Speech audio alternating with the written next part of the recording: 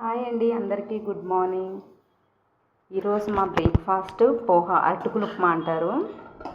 దీని హిందీలో పోహా అంటారు.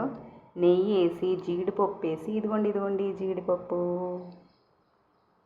ఈ పల్లీలు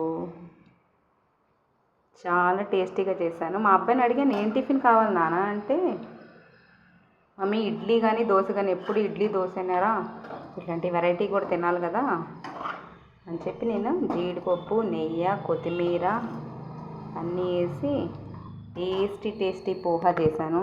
నచ్చినట్టయితే లైక్ చేయండి, షేర్ చేయండి, సబ్స్క్రైబ్ చేయండి. బాయ్.